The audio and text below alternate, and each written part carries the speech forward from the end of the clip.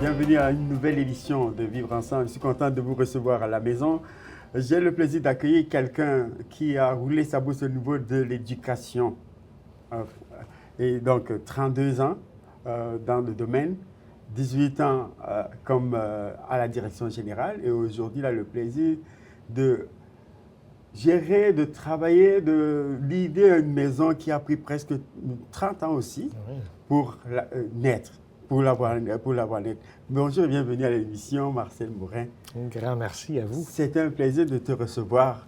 Je me disais tout le temps dans cette saison que il faudrait que j'aille chercher Marcel pour qu'il vienne nous parler à cette émission-ci, qu'on jase un peu là.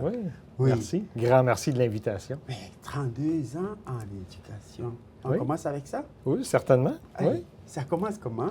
32 ans en éducation, c'est une histoire un peu étrange parce que moi, j'ai débuté un peu dans un contexte d'études en géologie, en géographie. Je suis une personne qui est très rattachée à la nature, et je voulais aller me lancer un peu dans cette réalité-là. Oui. Le ministère des Ressources naturelles est tombé en grève. J'ai rapidement décidé d'aller à la faculté d'éducation. Oui. Je me suis déclenché un emploi très rapidement comme enseignant de géographie, de théâtre, de français. Et 32 ans après, je termine une carrière à ce niveau-là. Une carrière. Et donc, dans ce domaine de l'enseignement, tu l'as embrassé comment? Comment tu l'as apprivoisé? Quels ont été les défis, les choses les plus importantes pour toi en 32 ans? Je sais que c'est comme c'est au jour le jour que ces choses se vivent, mais est-ce qu'il y a des temps forts de ces 32 ans au niveau du domaine de l'enseignement? Au niveau de l'éducation, je veux dire, on a quand même un très beau parcours. On travaille avec une belle jeunesse, des gens qui nous influencent, qui nous encouragent, qui nous aident à cheminer. Et on essaye toujours d'accompagner cette réalité-là du mieux qu'on peut avec les réalités que nous avons. On a eu des moments difficiles, comme des raisons, certains jeunes vivent des grands défis. Et cette réalité-là, des fois, peut prendre place pour travailler beaucoup avec nous. Mais ça nous donne la chance aussi de cheminer et on vient à développer un contexte de relations enseignants-étudiants. Mais la réalité demeure importante parce que c'est notre futur, c'est notre jeunesse qui va guider ce que nous deviendrons demain. Et comme de raison, c'est beau de les voir aller. Mais en même temps, ça donne pour l'enseignant ou l'enseignant, les gens qui sont dans le domaine de l'éducation, c'est comme une grande responsabilité au niveau de leurs épaules aussi. C'est certainement une très grande responsabilité. Même un sacerdoce. Oui, tu sais, on est le deuxième parent. On est celle et celui avec qui l'enfant va passer beaucoup de temps à l'école, dans son cheminement personnel, dans son cheminement scolaire. Donc, c'est certain que tout ce qui devient prioritaire, les valeurs, les compétences viennent s'y rattacher très rapidement. Et parfois, ça vient aussi avec beaucoup ça peut nous shaker nous-mêmes aussi dans notre soi. Être enseignant, certains événements ou certains enfants ou certains aspects de ce métier-là peuvent venir nous, si on n'est pas, on ne prend pas de distance parfois, ça peut nous dégoûter. Oui, puis tu sais, veut pas, on est tous humains. On gère des relations humaines, on gère avec des personnes, chacun qui, d'une façon ou d'une autre, a un cheminement à faire, à proposer. Donc, c'est comment est-ce qu'on travaille ensemble pour être capable d'assurer la réussite de l'enfant et, comme de raison, la réussite du contexte scolaire, de l'école, du conseil scolaire. Il y a plusieurs facteurs politiques qui rentrent en jeu, mais la nature humaine est prioritaire. Et puis, surtout que au niveau du curriculum, l'éducation, le monde de l'éducation a évolué énormément, beaucoup aussi. Il y a beaucoup de choses qui se sont ajoutées, incluses, et ça change tout le temps. Tout le temps. Et il faut, pour les enseignants que tu as été et que tu restes, parce que je pense que l'enseignement, c'est comme les médias ou être avocat ou être policier, on reste dans le corps du métier, même si on a pris sa retraite quand même. On se dit toujours, la seule chose qui ne change jamais, c'est que tout change tout le temps. Oui. Donc, on est toujours en situation de réévaluation, de reprise, d'amélioration, de différentes compréhensions de la motivation. Oui. Donc, toujours en changement. Oui. Et donc, à ton époque, là, de tes 32 ans, ou à la direction générale, c'était quoi? Est-ce que quand tu regardes cette époque-là et tu nous regardes aujourd'hui, est-ce que le monde de l'enseignement et de l'éducation, l'évolution, tu la mesures comment? Tu la vois comment? Oui. Comme j'ai mentionné, la seule chose qui ne change pas, c'est que tout change tout le temps. Donc, Oui. on est certainement dans des situations où les choses évoluent. Oui. La technologie entre en jeu. L'intelligence artificielle est un facteur qui entre en jeu. Le concept de la relation humaine évolue à différents niveaux. Le rôle du parent, le rôle de l'enseignant, le rôle de la communauté. Avant, on était beaucoup dans des écoles où on était en 4 murs. Et la communauté ou l'extérieur n'entrait pas trop dans les choses d'école. Oui. Là, l'inverse est un peu la réalité. Mm-hmm. Et surtout qu'on prépare nos enfants pour la vraie réalité. Bien, la communauté, elle est à l'intérieur. L'école communautaire, l'école citoyenne, l'école d'une réalité où tout le monde doit se partager une responsabilité commune, c'est un enjeu. Donc, cette évolution-là fait que tout évolue. Est-ce que ça te donne souvent l'envie de revenir à tes anciens amours, enseigner à nouveau? J'ai une fille. Oui. Elle est encore jeune, elle est encore à l'école. Je suis encore éducateur, mais pour ma fille. Enseignant un jour, enseignant pour toujours. Et au niveau de l'éducation, l'enseignement, on a un rapport... on parle de la même chose quand on parle de l'enseignement parce que mon père était directeur d'école aussi. Donc, j'ai beaucoup dans la famille qui sont enseignants. Mais moi, ça m'a toujours...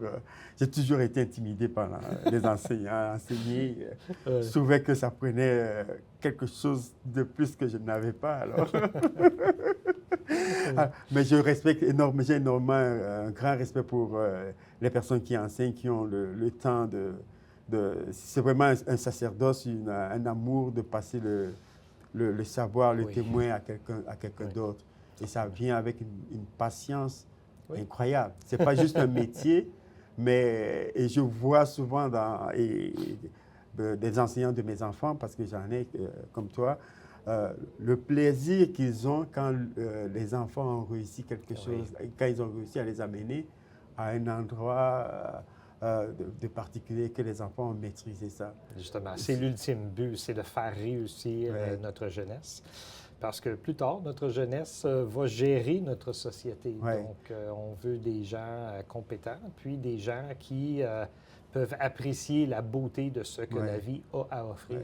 Et parfois, une façon de dire aux décideurs, parfois, parce qu'il y a énormément, tu as parlé de politique à l'intérieur, de prendre ça en considération parfois quand ils veulent décider sur l'éducation, au niveau de la santé, parce que c'est des domaines particuliers qui touchent presque monsieur, madame, tout le monde, mais en même temps nous permettent comme société de nous projeter. Justement, l'enfant doit demeurer au cœur des décisions.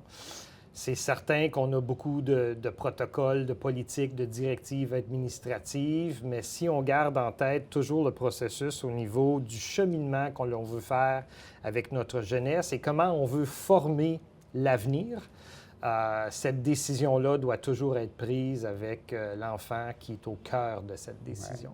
Et donc, ce milieu-là, avec les enfants qui viennent de partout, des enseignants qui viennent de partout, ton amour pour la biologie, la nature, c'est un sacré mélange de vivre ensemble.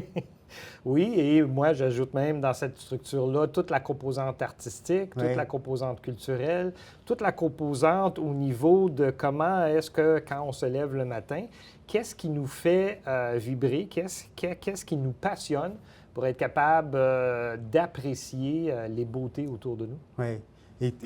Et toi, dans ton parcours, tu as réussi à faire ça.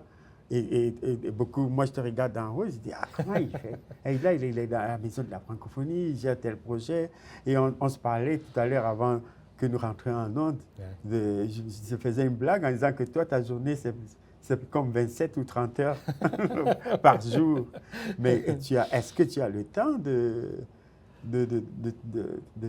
penser à autre chose, d'un temps pour toi? Oui. Bien, tu vois, les gens ont beaucoup tendance à définir travail, équilibre de vie personnelle, équilibre de vie sociale, mais ont tendance à décomposer et à séparer. Donc, il faut faire 8 heures pour dormir, il faut faire 8 heures de travail, il faut faire 8 heures de social. Ouais. Moi, ma journée, j'ai 24 heures. Dans ce 24 heures-là, à un moment donné, oui, je vais devoir dormir, mais dans ce qui va rester, j'intermélange un peu qu'est-ce qui devient personnel, qu'est-ce qui devient appui à la famille, qu'est-ce qui devient structure au niveau de qu'est-ce qui semble bien pour moi, et comme de raison, tout qu'est-ce qui est dans la composante professionnelle. Donc, un petit peu de travail avec un petit peu de plaisir, avec une réalité familiale qui entre en jeu, c'est tout intermélangé. Donc, l'équilibre, elle est là.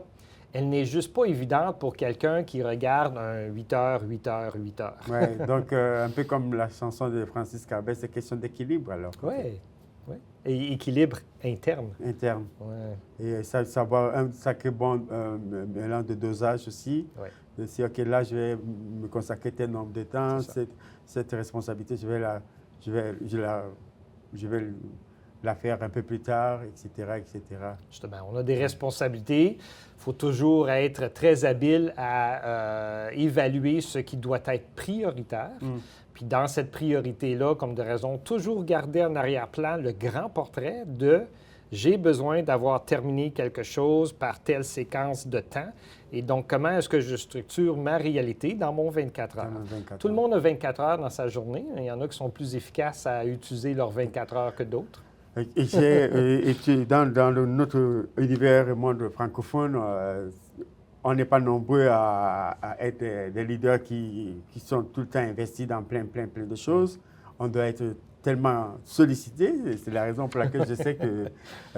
mais il faut aussi, dans ce qu'on est en train de discuter, de prendre le temps de s'occuper de soi, en fait. Oui, puis tu sais, comme il y a différents styles de leadership, il y a différents styles de comment est-ce qu'une personne est capable de gérer sa réalité. Le fait que tout le monde est différent va faire que tout le monde gère son temps de façon très différente. Le respect à l'intérieur de cette réalité-là pour comprendre que la personne doit gérer d'une certaine façon, ça appartient à justement ce vivre ensemble-là. Mais la réalité où elle demeure importante, c'est que est-ce qu'on est capable d'arriver au but dont on s'est ciblé? Et sinon, comment est-ce qu'on ajuste en conséquence pour y arriver? Voilà. Donc, avec ta permission, Marcel Morin, nous allons prendre une courte pause. On revient tout de suite après. Ne quittez pas parce qu'avec Marcel, nous allons parler de la Maison de la Francophonie. Il y a tellement de programmes là-bas qu'il va nous décortiquer tout ça. À tout de suite.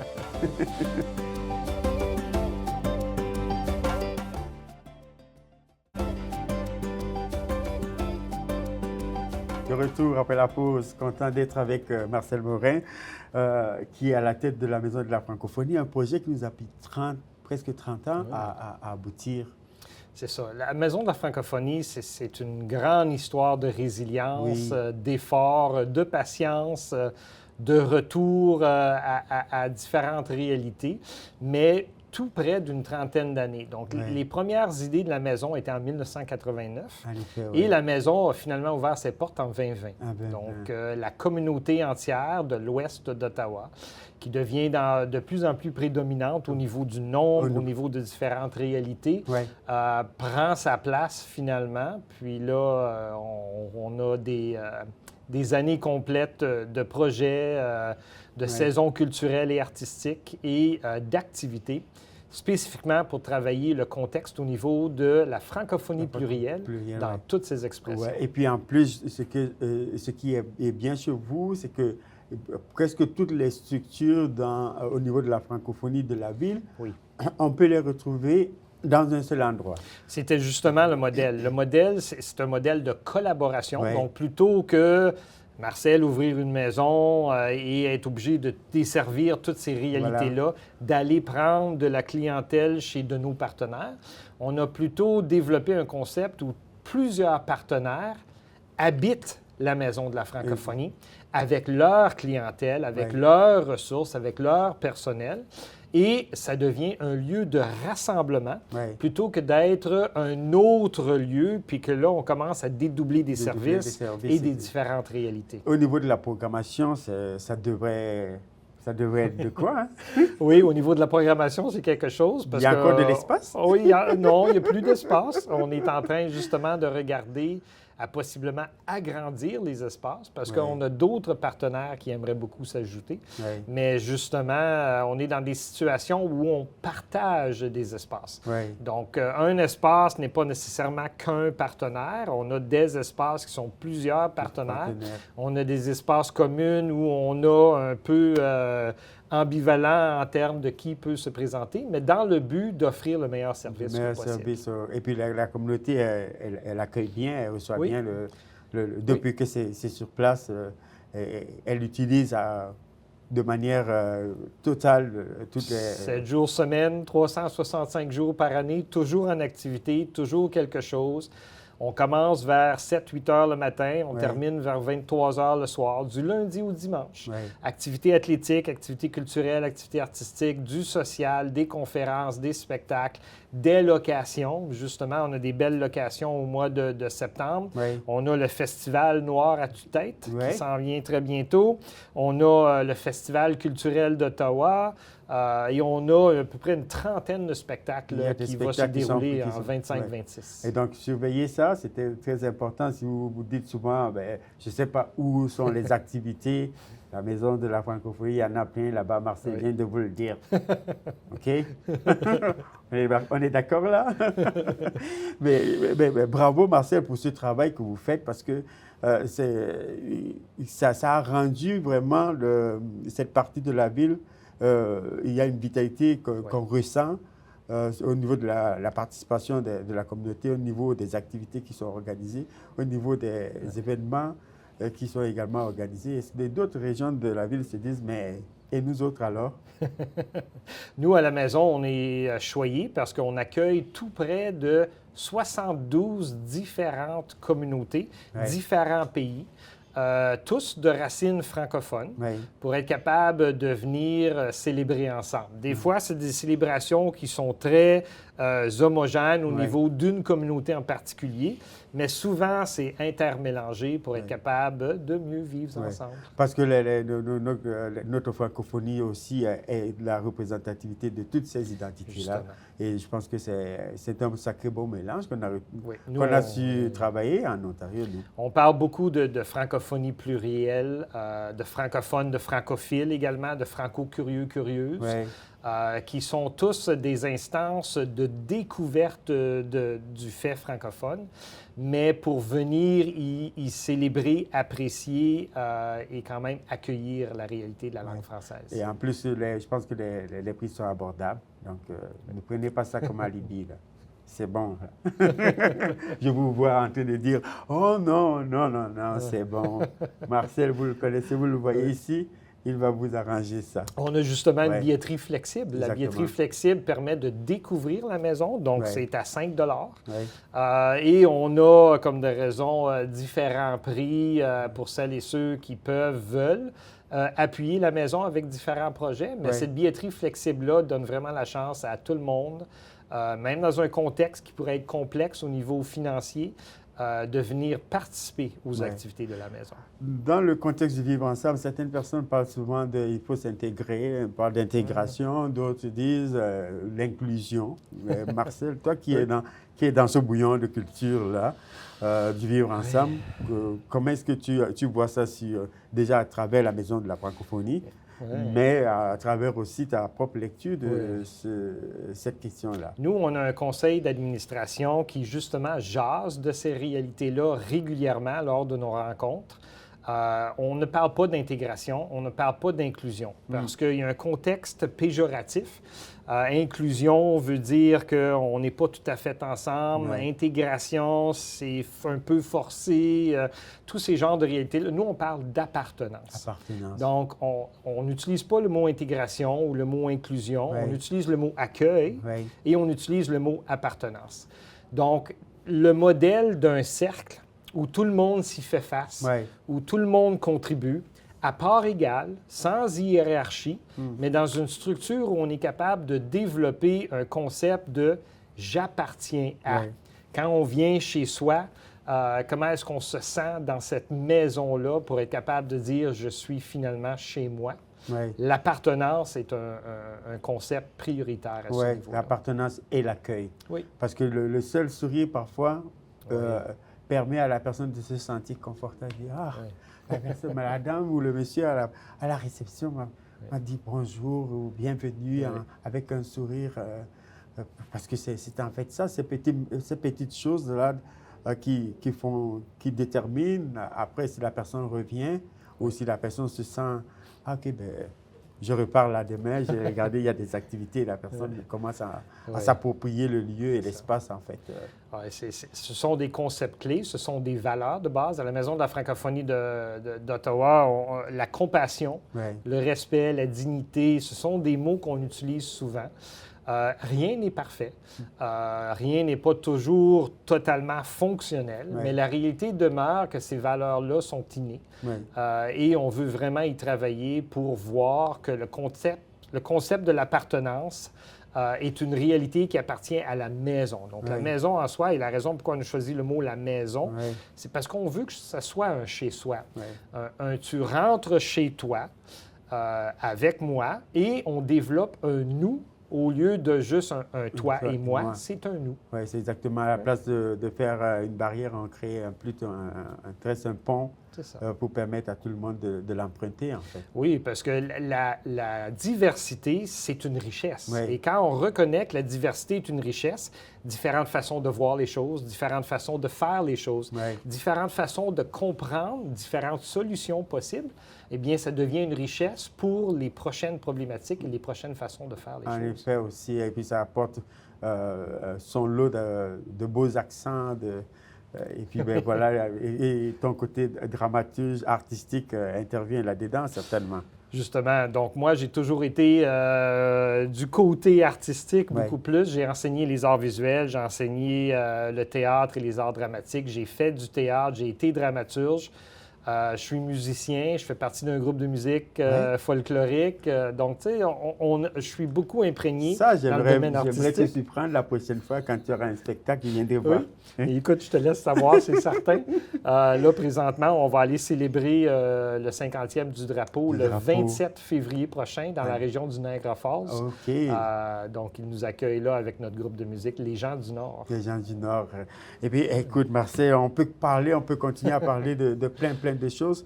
Une image, un objet, une chanson pour un homme et une femme pour symboliser le vivre ensemble, selon toi. Le vivre ensemble, pour symboliser le vivre ensemble, c'est Ronald Bisson. Je sais que tu Bisson. le connais très bien. Ronald, un franco-manitobain, franco-ontarien qui incarne le vivre ensemble. Un homme de cœur. L'écoute, avant tout. Et comme de raison, respect, dignité, compassion. Le verbiage que j'utilise, c'est beaucoup Papa Ronald qui nous a donné ça. Un vrai mentor, un patriarche de la francophonie. Il ne va pas aimer ça, mais je me permets de le dire. Une chanson pour symboliser le vivre ensemble, selon toi? Ça, c'est une très bonne question. Côté chanson, il y en a plusieurs, parce que le but de la chanson, c'est d'essayer de passer un message sans nécessairement être obligé de parler, parce que la mélodie, la musique entre, et souvent, moi, j'ai beaucoup travaillé en théâtre, en mime, et on utilisait de la musique instrumentale, parce que la musique instrumentale, elle était multilangue. Et comme de raison multiculturelle. Donc, on avait des réalités au niveau de la musique. Donc, je dirais plus le son et la mélodie d'une musique qu'une chanson et le contexte au niveau du mieux vivre ensemble. Parce que quand il y a de la musique, les gens se rassemblent. Et quand les gens se rassemblent, on est ensemble, on devient un nous. Exactement, oui. Et l'image, ce serait peut-être la maison? Oh, la maison, c'est un très beau modèle de vivre ensemble. Comme expliqué, sans nécessairement d'être parfait, mais la réalité demeure qu'on travaille très, très, très, très fort pour arriver à cette francophonie plurielle dans toutes ses expressions sous un toit, Ouais. mais qui représente un peu notre pluralité. Cette année, c'est la célébration de notre 50e pour un drapeau que nous avons vu naître. Et je me considère de cette génération-là. Un mot que tu pourrais adresser à cette communauté qui regarde, qui va célébrer ce grand moment d'une victoire et des victoires consécutives, un cumul de victoires malgré tous les malgrés. Un drapeau, c'est un symbole. Un drapeau, c'est un emblème de fierté, d'appartenance. Le mot appartenance, c'est important. Le drapeau francophone, le drapeau franco-ontarien, c'est quand même un très beau visuel. Mais sous ce drapeau franco-ontarien-là, il y a des centaines de drapeaux qui flottent également. Le drapeau haïtien, le drapeau djiboutien, le drapeau congolais. Ces drapeaux francophones-là qui viennent renforcer la réalité du drapeau franco-ontarien dans sa pluralité, c'est le visuel à garder en tête. Oui, c'est le visuel à garder en tête. Et, le bon message, donc, en terminant, moi, je te laisse maintenant, je te laisse terminer l'émission avec tes mots, Marcel. Un grand merci de cette belle invitation. Je vais indiquer que la Maison de la francophonie est ouverte à toutes et à tous. Venez voir, venez explorer, venez découvrir chez nous, mais avant tout, venez vivre chez vous. C'est votre maison. C'est la raison pourquoi on l'a appelée une maison. Donc, venez nous voir. Merci encore. Merci Marcel d'être passé. J'espère que vous avez aimé l'émission. Nous, on vous souhaite de continuer à nous suivre, de nous encourager et surtout d'aller visiter la Maison de la francophonie. Allez. Merci Marcel. Merci. Bonne continuation. Merci. Et puis, au revoir.